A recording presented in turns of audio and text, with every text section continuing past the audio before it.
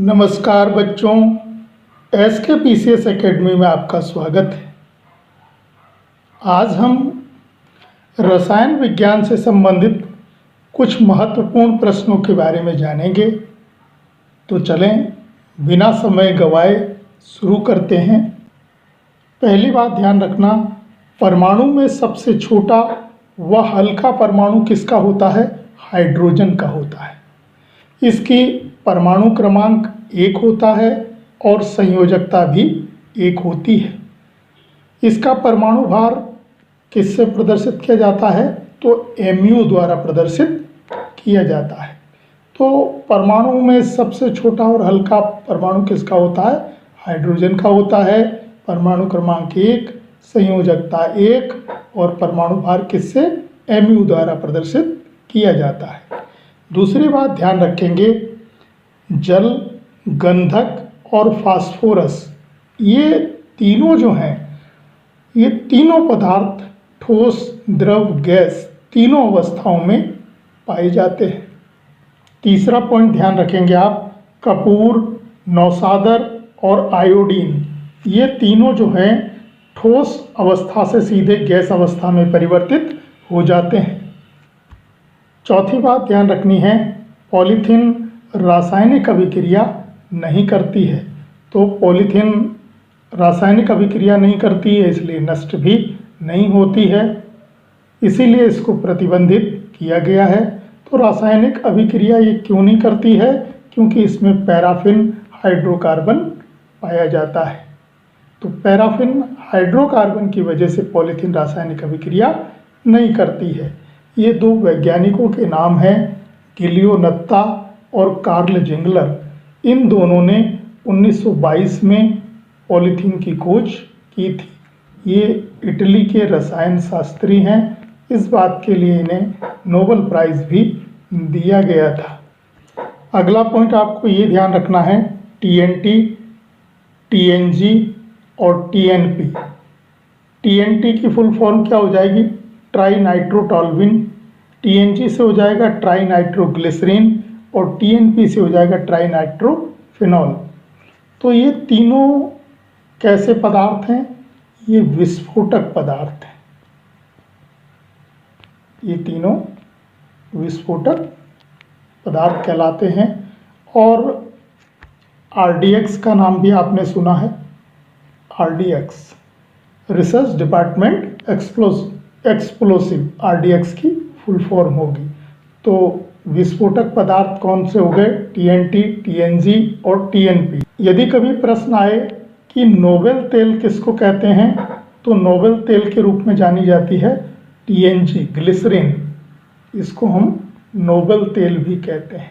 ये प्रश्न भी कभी कभी पूछा जाता है कि नोबेल ऑयल के रूप में कौन सा जाना जाता है इन विस्फोटकों में? तो ट्राई नाइट्रोग्लिसरीन को जाना जाता है। अगला ध्यान रखेंगे, स्टेनलेस स्टील। सभी घरों में जो बर्तन यूज़ हो रहे हैं वो किसके हैं? स्टेनलेस स्टील के बनाए हुए हैं। किससे बनाई जाती है स्टेनलेस स्टील? तो उसमें लोहा, क्रोमियम, निकल और कार्बन का यूज़ होता है। लोहा करीब 80% के लगभग लोहे का इस्तेमाल होता है, 18% के लगभग क्रोमियम होता है, 1% के लगभग निकल होता है। तो स्टेनलेस स्टील किससे बनाई जाती है? लोहा, क्रोमियम, निकल और कार्बन से बनाई जाती है।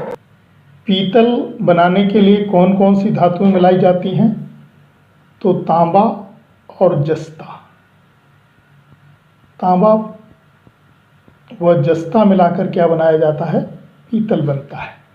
आर्टिफिशियल गोल्ड, जो इस समय ज्वेलरी चलती है कृत्रिम सोने की, वो किससे बनाया जाता है कृत्रिम सोना? तो तांबा और एल्यूमिनियम को मिलाकर कृत्रिम सोना बनाया जाता है। एल्यूमिनियम होता है, ठीक है। सोल्डर धातु, इसको कहते हैं टाका लगाना। यानी सोल्डर धातु किससे मिलकर बनती है? तो सीसा और टिन को मिलाकर बनाई जाती है। सीसा और टिन मिलाकर क्या बनती है? सोल्डर धातु। कृत्रिम सोना किससे बनता है? तांबा और एल्यूमिनियम से। पीतल, तांबा और जस्ता से बनाया जाता है। अच्छा, कांसा किससे बनाया जाता है? ब्रॉन्ज मेडल दिया जाता है। कांसा किसको मिलाकर बनाया जाएगा? तो तांबा और टिन को मिलाकर बनाया जाता है। तांबा और टिन। अगली बात ये ध्यान रखेंगे, विद्युत प्लग, स्विच और टेलीफोन का बाहरी आवरण, ये तीनों चीज़ किससे मिलकर बनी होती है? तो ये बनाई जाती है टेफ्लॉन से। किससे बनाई जाती है? टेफ्लॉन। टेफ्लॉन एक कड़े टाइप का प्लास्टिक मान लें आप। तो विद्युत के सारे प्लग, स्विच, टेलीफोन का बाहरी आवरण, ये सब टेफ्लॉन के बने होते हैं, जिससे करंट न लगे और ये कठोर भी होता है। अगली बात आपको ये ध्यान रखनी है, विद्युत बल्ब, कैमरा लेंस और दूरबीन लेंस, ये तीनों किस कांच से बने होते हैं? तो इसका आंसर होगा फ्लिंट कांच। कौन सा कांच होता है? फ्लिंट कांच। इससे बनाए जाते हैं। ठीक है। ट्यूबलाइट और बोतलें, ये दोनों किससे बने होते हैं? किस कांच से? तो ट्यूबलाइट और बोतलें ये सोडा कांच से बनाए जाते हैं। और धूप के चश्मे ये बनाए जाते हैं क्रुक्स कांच से। ठीक है, तो याद हो गया आपको, धूप के चश्मे क्रुक्स कांच से, ट्यूबलाइट और बोतलें सोडा कांच से, विद्युत बल्ब, कैमरा और दूरबीन लेंस किससे? फ्लिंट कांच से बनाए जाते हैं। ये भी ध्यान रखिएगा कि कांच का निर्माण किससे होता है? कांच जो है वो किससे मिलकर बना होता है? तो रेत, सोडा और क्वार्ट्ज। रेत, सोडा और क्वार्ट्ज, इन तीनों से को मिलाकर ये कच्चा मटेरियल मान लें। रेत, सोडा और क्वार्ट्ज कच्चा मटेरियल है। इससे मिलकर क्या बनता है? कांच बनता है। अगले पॉइंट में ध्यान रखना है, कच्चे फलों को पकाने के लिए कौन सी गैस इस्तेमाल होती है? एथिलीन। कच्चे फल किससे पकाए जाते हैं? एथिलीन से पकाए जाते हैं। रक्तस्राव को रोकने के लिए, अगर किसी के खून बह रहा है तो रक्तस्राव को रोकने के लिए क्या करेंगे? किसका उपयोग होता है? फेरिक क्लोराइड का। फेरिक क्लोराइड, ये ध्यान रखेंगे। लाफिंग गैस कौन सी होती है?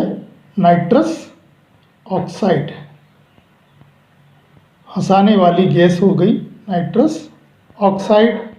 और युद्ध के समय धूम्रपट बनाने के लिए कौन सी गैस का इस्तेमाल किया जाता है? फास्फीन गैस का। कौन सी गैस होती है? फास्फीन गैस होती है।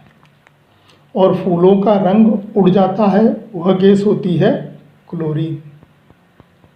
तो आपको याद हो गया, कच्चे फलों को पकाने के लिए एथिलीन, रक्तस्राव को रोकने के लिए फेरिक क्लोराइड, लाफिंग गैस हंसाने वाली नाइट्रस ऑक्साइड, युद्ध के समय धूम्रपट या स्मोक स्क्रीन बनाने के लिए फास्फीन गैस, और फूलों का रंग उड़ा देती है क्लोरीन। अगला ये ध्यान रखेंगे, जंग लगने पर लोहे का भार बढ़ता है या घटता है? तो भार बढ़ेगा या घटेगा?